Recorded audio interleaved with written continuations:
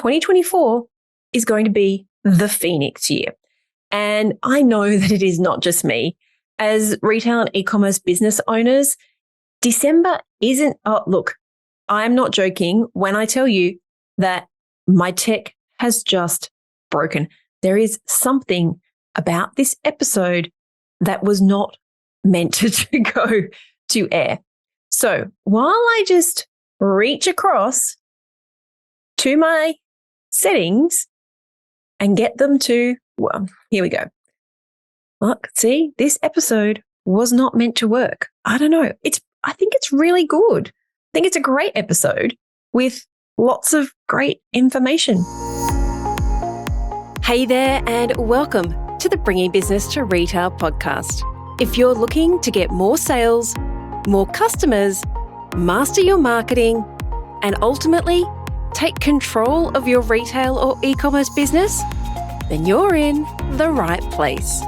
I'm Selena Knight, a retail growth strategist and multi-award-winning store owner whose superpower is uncovering exactly what your business requires to move to the next level. I'll provide you with the strategies, the tools, and the insight you need to scale your store. All you need to do is take action. Ready to get started?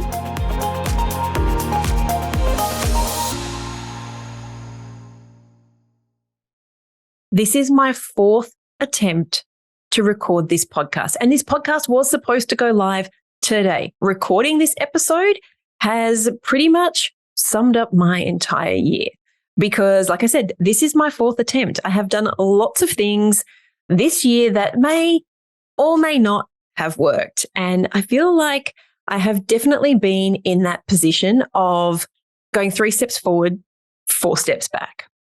And I've talked about this a lot, but I am feeling really tired, but I am also optimistic. In fact, I am so optimistic that I am calling 2024 the Phoenix year.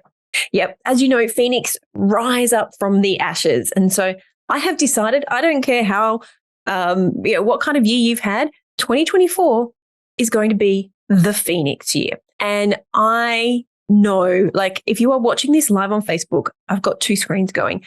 Feel free to say me too. If you feel like this year has just been the world, the universe throwing everything at you, girl or guy, I am with you.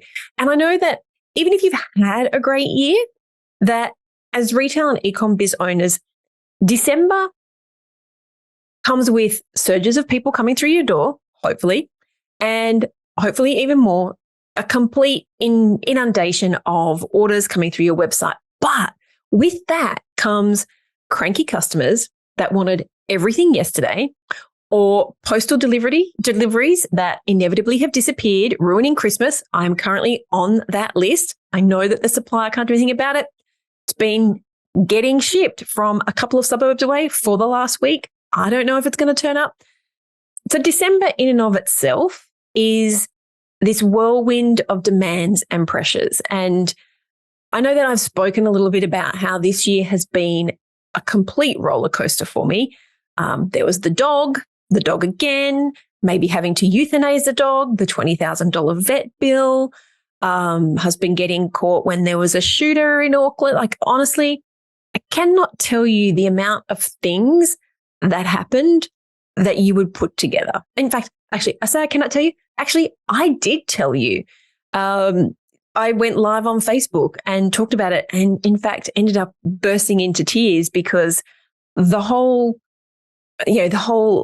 effort and overwhelm and the emotion of what had happened to me, I just completely broke down. And I am not a crier, my friends. I do not cry. I'm like a once a decade crier. And then there was Lana's whole schooling nightmare, where the anxiety that her school was causing her was severely affecting her physical and mental health. And we spent months trying to find a solution. And that was literally hours of my day. So as you can imagine, waking up to your teenager who is in tears about not wanting to go to school, it's not the best way to start a work day. But just my heart hurts that if someone is that stressed and overwhelmed and we are forcing them to do something, it just didn't seem right. And I would spend hours every single day, not just like dealing with the emotional fallout of that, but calling the education department, calling schools, trying to find a solution, trying to book in school tours, like all of the things. And that was weeks and weeks of me losing half a day to try and fix this problem. I am so grateful for the fact that I have a business that allows me to take half a day if I need it. And I have a fantastic team who are there to pick up the pieces. And look, I'm super happy to say thank you to a great friend of mine, Eleni. Alana has found an amazing solution. She's enjoying school as much as any 15-year-old can. And, life in the school department is kind of okay. The amount of stuff that has happened over this year was something that I would not normally share.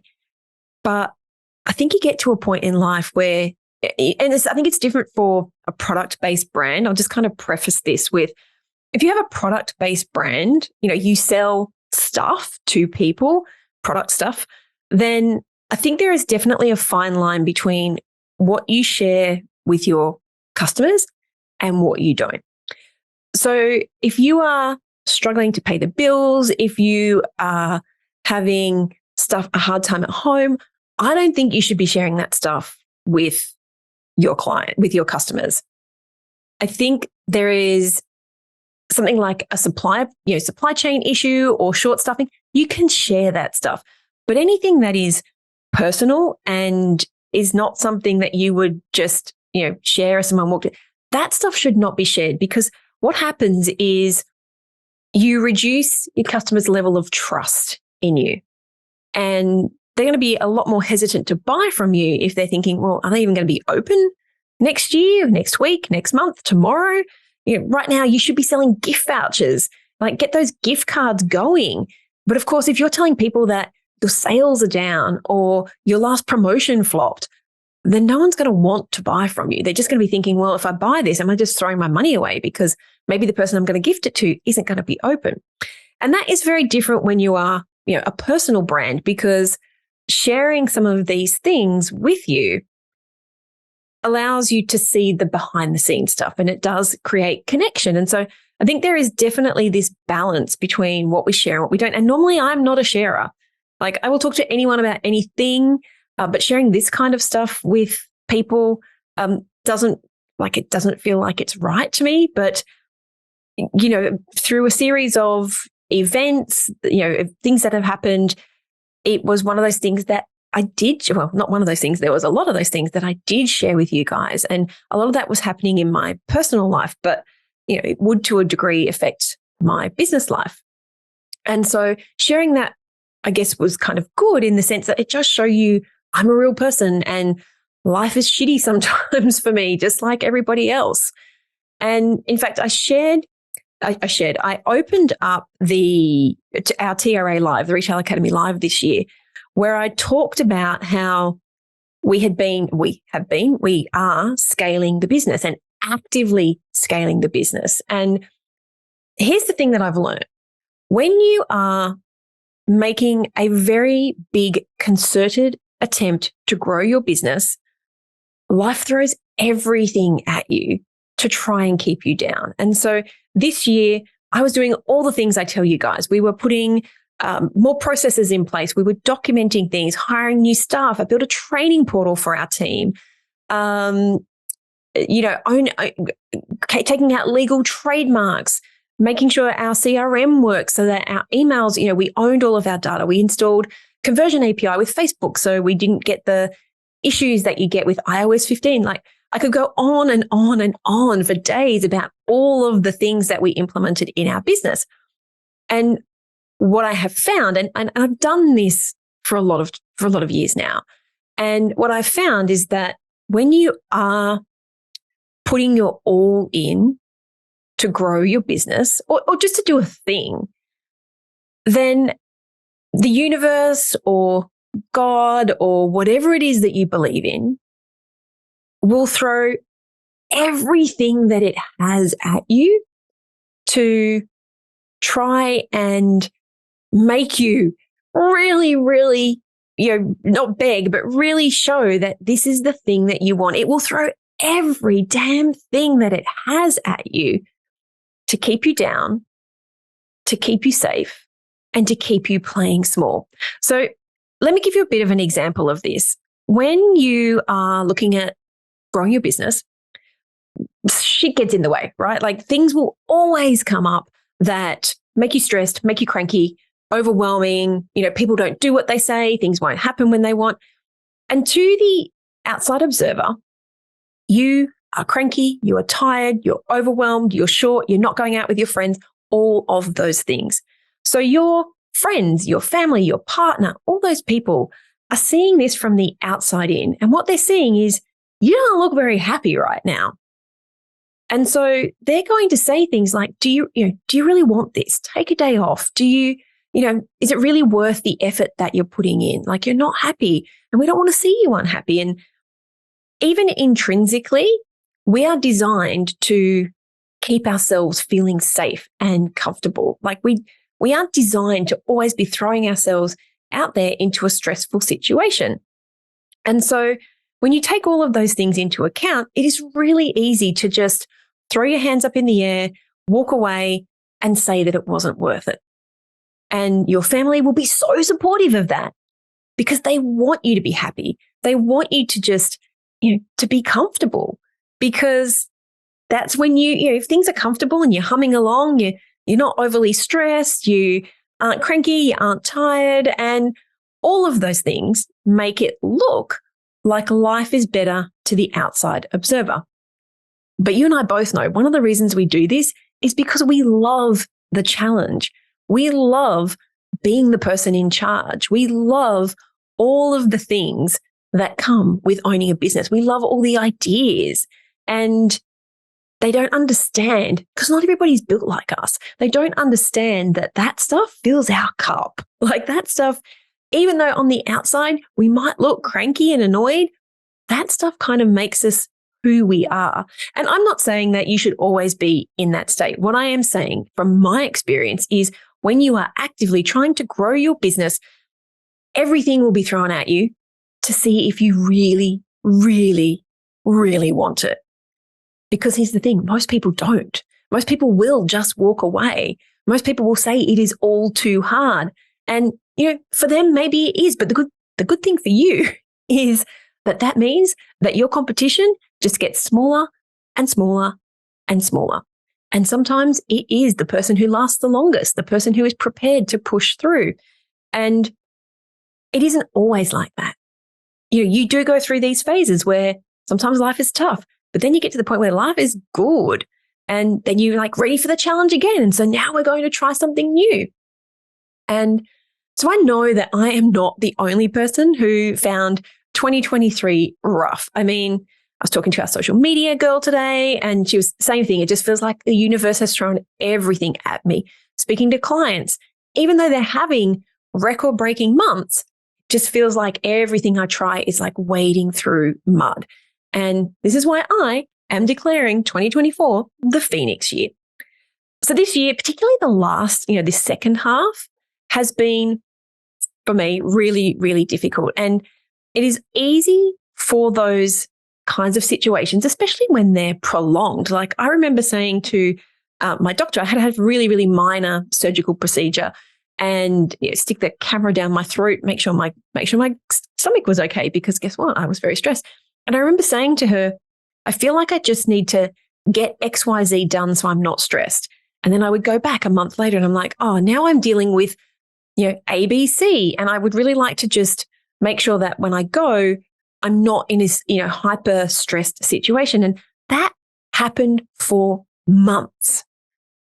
And so it is really easy when you are in these, situations, when you're in these periods of life, to feel like you are being held down. But what I've also learned is that, sure, you can visit the misery, the upset, the anger, the frustration, the denial, you can be angry. You are allowed to feel shitty.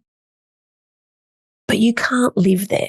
You can visit, but you can't live there. I'd totally give you permission to not always be a shiny, happy people.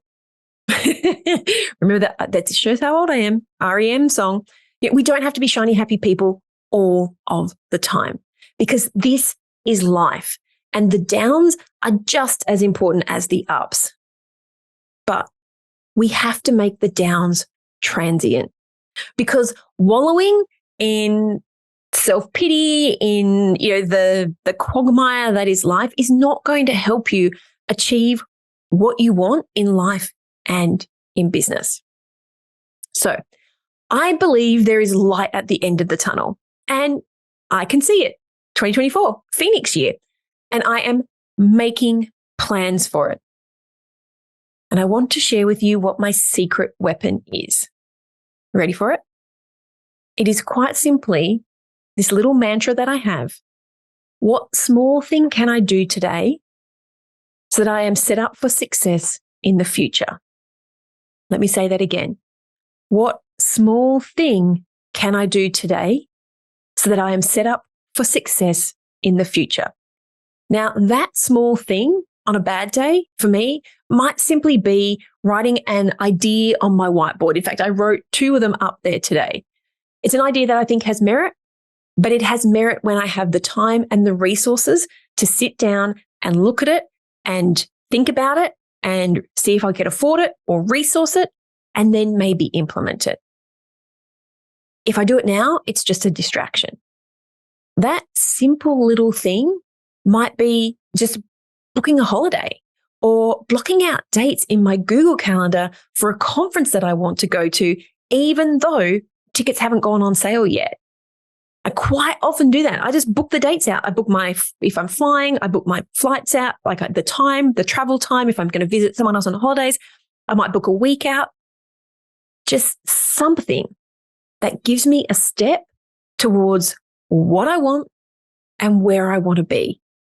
Because after all, if you are not doing something as simple as blocking out dates in your calendar to go on holidays or a conference, then you and I both know what's going to happen. You are going to find that when the time comes, other stuff's going to pop up, or you'll feel like you can't take the time off work, or maybe you haven't put the money aside for it. All I'm saying is a simple commitment. And to be honest, a simple commitment doesn't even have to cost anything. It can just be a promise to yourself. And that promise, writing something in a diary, writing something on your whiteboard, whatever that looks like, making a phone call, that can be the change and the hope that you might need when life feels like it is kicking you when you're down. Now, if I can just kind of segue here, because this promise to yourself thing was what I was originally going to talk about on today's podcast. Not the one that went wrong 3 times, but when I was going through and scheduling out, I was going to talk about how when you, well, I'll get there in a moment, but how when you make a commitment to yourself, things in your life can change. But I sort of felt like this close to Christmas, you guys didn't need yet another Sal telling you to do stuff, although I am telling you to do one small thing to get you closer to where you want to be. But here's the cliff notes on this concept of micro commitments or promises to yourself, because I do feel like it is super important. And that is when we tell ourselves that we're going to do something, and it can literally be as simple as putting some dates in your diary, or let me give you an example here. I am going to cut back that branch that keeps whacking me in the face every time I walk up the stairs. Or I am going to put my cup in the dishwasher rather than leaving it on the bench. Let me tell you, the second one, my family has not made that micro commitment to themselves. Me, yes, I have. But when we make these micro commitments to ourselves and we actually follow through with them, what ends up happening is it builds up your subconscious sense of integrity, for want of a better word.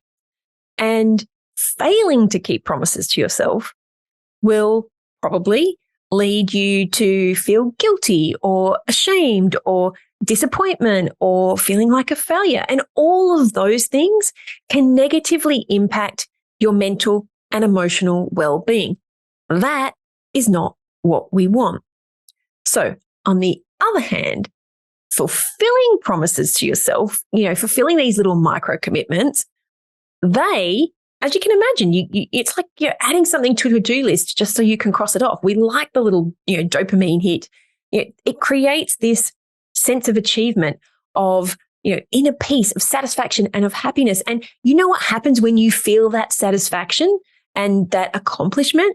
Your self-esteem is boosted and you feel more motivated, and you are much, much more likely to make better decisions that are positive, rather than just taking the easy way out, or maybe making a negative decision because of how you feel in the moment, or even worse, just doing nothing at all.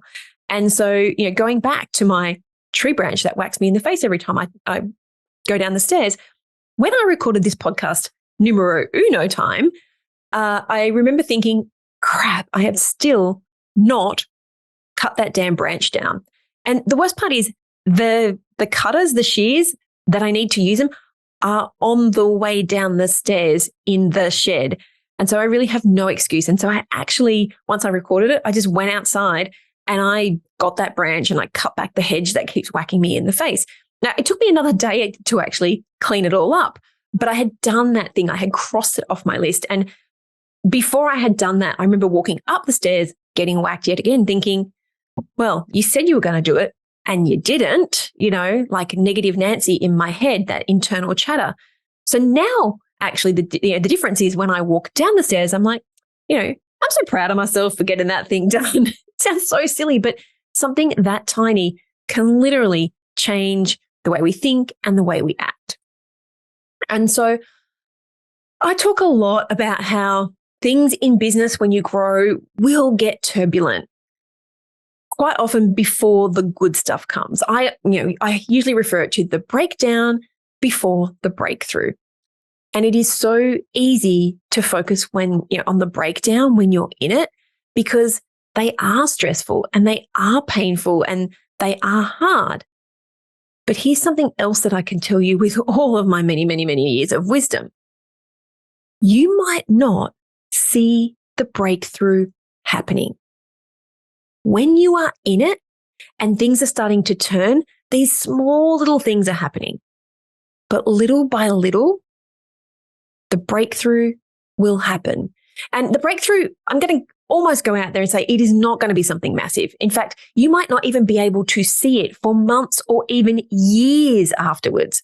When you look back and you realize that there was this pivotal moment, or someone said something to you, or you thought something, or, something happened. And in hindsight, this series of small little things made such big changes. I met my husband, who, coming up to 20 years of marriage, I met my husband when I had just gotten a phone call to say that my grandmother, who I loved, was dying. And she was like my mother. She always looked after me. It was the 16th of December. And I remember my flatmates, it was 16th of December, so, close to Christmas. I remember my flatmates at the time saying, let's go to the pub. Like, let's drink our sorrows away. Anything to go to the pub. And so we did. But here's the thing. We were going to catch a cab to the pub because we were going to have drinks. And I remember getting ready, getting changed out of my work clothes and looking out the window, and the cab drove off. Now, look, it's been a while since I called a cab, but generally a cab would go beep, beep when they arrived, and you would, shuffle out the door and off you go. But this cab did not go beep, beep, because my bedroom was at the front of the house. And so I remember looking out the window just, once I'd opened the curtains after I'd gotten changed, and seeing the cab drive off. And I remember thinking, crap. And I walked out to the flatmates and I was like, the cab's gone. Like, let's not go. I'm not in the mood. And they're like, no. We are going to the pub. And so we did. We ended up going to the pub and, having a few drinks. And actually, I only had a couple of drinks because I had to drive to work the next day at, 6 o'clock in the morning. And so I'd sort of stopped drinking and we decided to play pool. And so I remember getting the pool cue out, and I'm not a very good pool player. We're playing along and this guy comes up. There's three of us, myself and my two flatmates. And this guy comes up and says, oh, can I play doubles with you? He was, tall, dark and handsome and all the things. And of course, we said yes, and we got to talking. We ended up going for ice cream, although the ice cream shop was shut at the time. And sure enough, we decided to go on a date that weekend. And because that was a Thursday, so on the Saturday, we went for a date and we got engaged 3 weeks later. We got married 4 months to the day that we met, and we are now going on 20 years. And it was one of those things when you look back and it's like, but if I didn't look out the window and see the cab driving off, would we have waited longer before we called the next cab? And it's a kind of sliding doors moment. If I had drunk more because I didn't have to go, if it was Friday instead of Thursday, would I have, been too drunk to have a conversation? Hopefully the answer to that is no. But remember, I was in my 20s and, would he have even been there by the time we got there? Like there are so many serendipitous things that can happen that you realize that at the time, I did not think that if we take it all the way back, getting a phone call to say that my grandmother only had a few days left to live, if I didn't have that call, would I have even met my husband? And I talk about this shop incident, and I originally told you about the shop incident in the 3 previous podcasts, but then I just kind of thought about, meeting my husband and how, my whole entire life changed. But the same thing happened. How I ended up here doing what I do was something that was completely innocuous. I just remember walking into the shop. It was a Saturday morning, and Saturday like any other day. And one of the things I realized really quickly was that I didn't want to work Saturdays because I was leaving my family behind, baby daughter and my husband. And I'd actually, another side story, I actually had trained to be a real estate buyer's agent in my spare time. And I'd done a few jobs and actually realized I hated working on Saturdays. And that was why I stopped being a buyer's agent. But on this one day, I remember walking in to the shop and just, I don't know, maybe I'd done stock take or something that week. But I remember looking around and just thinking, if I sold everything in this shop today, like if a whole truckload of people turned up and bought everything after all my bills and expenses and whatnot, I'd have around $10,000. And that realization for me was I did not do this to have $10,000. I am not giving up my Saturdays with my family for a random $10,000. And at the time, it was crushing. And I went into the storeroom, safe space, into the stock room. And I remember sitting on the floor crying my eyes out. And I didn't know it at the time. But of course, now in hindsight, we can see all of these things.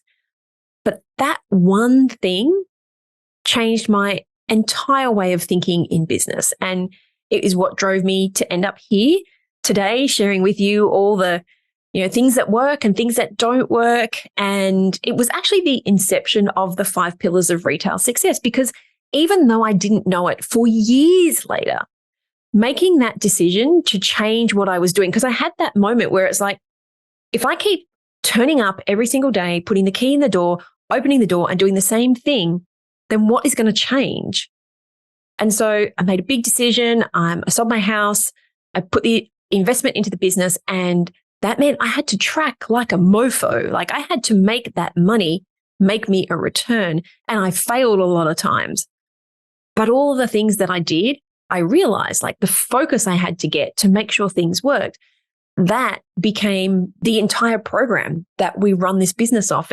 What I learned became Scale Your Store. The way we work with you guys in 90-day sprints is that all came from one moment, one breakdown where I made a choice. Did I want to do this thing or did I not want to do this thing? And so all of those series of events led me to where I am today.